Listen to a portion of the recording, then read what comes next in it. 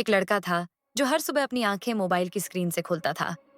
बस एक रील देखूंगा, फिर काम पर लग जाऊंगा, ऐसा हर रोज सोचता। लेकिन एक रील के बाद दूसरी, फिर तीसरी, और कब पूरा दिन बीत गया उसे खुद भी नहीं पता चलता। दिन भर बेकार सी थकावट और रात में वो टेंशन, भविष्य की फिक्र, पैसों की चिंता, लाइफ में कुछ बड़ा करने की बेचैनी। लेकिन फिर भी कोई सुधार नहीं, कोई अनुशासन नहीं। वो खुद से हर रोज कहता, कल से पक्का बदल जाऊंगा, लेकिन कल कभी आता ही नहीं।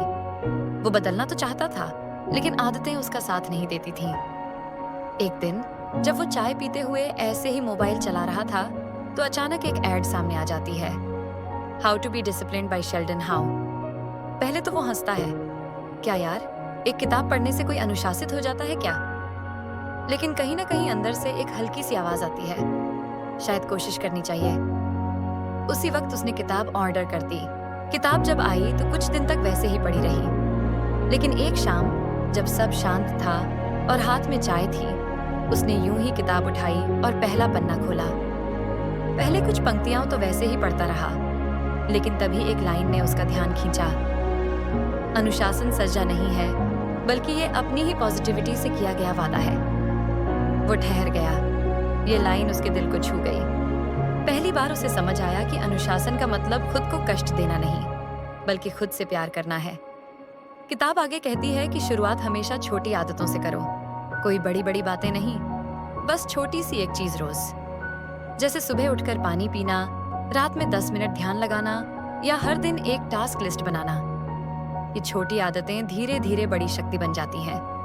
लड़का अब सुबह उठते ही एक गिलास पानी पीने लगा। वो सोचता था, जैसे फिल्मों में हीरो ट्रेनिंग शुरू करता है, वैसे ही ये मेरी ट्रेनिंग की शुरुआत है।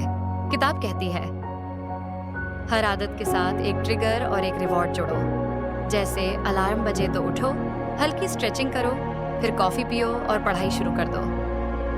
इन सब के बाद खुद को एक इनाम दो, चाय की चुस्की या दिन की शुरुआत का सुकून। लड़के ने इस सिस्टम को अपनाया और एक हफ्ते में ही उसे फर्क महसूस हुआ। वो हल्का महसूस करने लगा, ज्यादा कॉन्फिडेंट भी। फिर किताब बताती है, अपने आत्मसम्मान के 4 स्तंभ बनाओ: भरोसा, जिम्मेदारी, मकसद और लगातार प्रयास। लड़का हर सुबह खुद से कहता, मैं अपने शब्दों का रखवाला हूं, जो कहता हूं वही करता हूं। धीरे धीरे उसे महसूस होने लगा कि असली तनाव तब आता है जब हम अपनी जिम्मेदारियों से भागते हैं, लेकिन जब हम उन्हें अपनाते हैं तो तनाव खुद ब खुद कम हो जाता है। एक और जरूरी चीज जो किताब में थी, एक अकाउंटेबिलिटी पार्टनर रखो। कोई ऐसा जिससे हर दिन अपनी आदतें शेयर कर सको। उसके लिए उसकी माँ ये रोल निभाती हैं। हर शाम सिर्फ एक कॉल या टेक्स्ट, आज पानी पिया या आज पढ़ाई की। इस छोटी सी बातचीत से उसकी आदतें पक्की होने लगीं। फिर किताब कहती है, 2 मिनट का नियम अपनाओ। अगर कोई काम 2 मिनट में शुरू किया जा सकता है तो बस शुरू कर दो। जैसे 2 मिनट ध्यान, 2 मिनट जर्नलिंग। लड़का सोचता है, अगर 2 मिनट भी नहीं दे सकता तो कितना बिजी हूं मैं। धीरे धीरे वही 2 मिनट 20 मिनट बन जाते हैं और वो खुद देखता है उसका ध्यान और फोकस बढ़ता जा रहा है। फिर किताब बताती है, टाइम ब्लॉकिंग और प्राथमिकता समझो।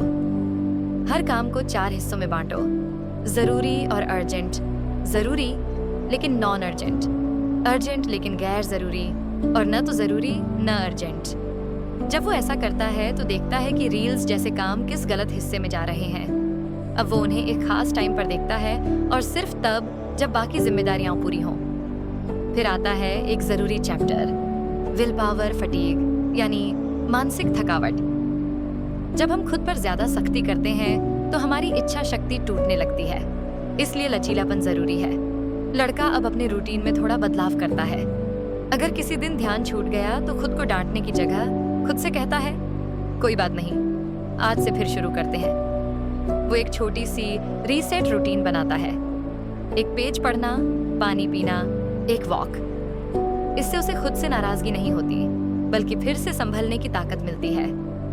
फिर आता है एक बहुत गहरा कॉन्सेप्ट, पहचान आधारित आदतें। यानी ये मत कहो कि मैं जिम जाऊंगा, बल्कि कहो मैं एक अनुशासित इंसान हूँ। जब हम खुद को बदलते हैं, हमारी आदतें खुद ब खुद बदलने लगती हैं। लड़का रोज खुद से कहता है, मैं डिसिप्लिन्ड हूँ। और ये बातें सिर्फ शब्द नहीं, धीरे धीरे उसका स्वभाव बन जाती हैं। किताब कहती है, प्रगति को ट्रैक करो।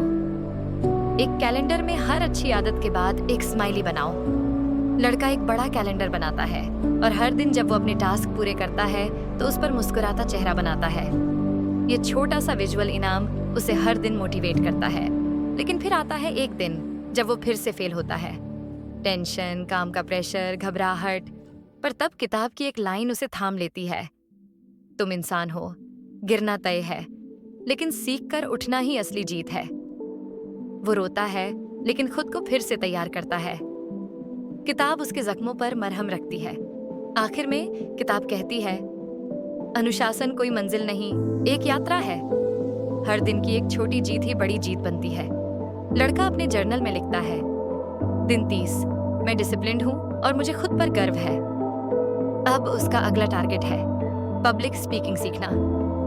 और फिर स्क्रीन पर वो लड़का दिखता है, एक ऑनलाइन कम्युनिटी ज्वाइन करते हुए, नए चैलेंजेस लेते हुए, दूसरों को मोटिवेट करते हुए। और आवाज आती है, डिसिप्लिन छुट्टी नहीं लेता, ये एक वादा है खुद से। और इसी सफर में एक लड़का जो कभी रील्स में डूबा रहता था, आज एक मिसाल बन गया है। अगर आप भी बदलना चाहते हैं तो ये सफर आपकी भी शुरुआत बन सकता है। अगर आप भी राघव की तरह रोज सोचते हो कि कल से सब बदल दूंगा, तो एक बात याद रखो, कल कभी नहीं आता। जो आता है वो सिर्फ आज का एक मौका होता है खुद को साबित करने का। शुरुआत छोटी हो सकती है, एक गिलास पानी, एक पन्ना पढ़ना, 2 मिनट का ध्यान। लेकिन यकीन मानो, ये छोटी छोटी आदतें ही बड़ी जिंदगी बनाती हैं। क्योंकि डिसिप्लिन सिर्फ टारगेट तक पहुंचने का जरिया नहीं है, ये एक ऐसा सफर है जो आपको खुद से मिलाता है। तो अगर आज का वीडियो आपको छू गया हो तो बस एक वादा करो, आज से, अभी से, खुद से ना हार मानने का। और हाँ, ऐसे ही और वीडियो के लिए खुशी सलोनिया को सब्सक्राइब करना मत भूलना। आपका साथ ही हमारी सबसे बड़ी ताकत है। मिलते हैं अगले वीडियो में एक नई कहानी, एक नए सबक के साथ। खुशी सलोनिया, दिल से।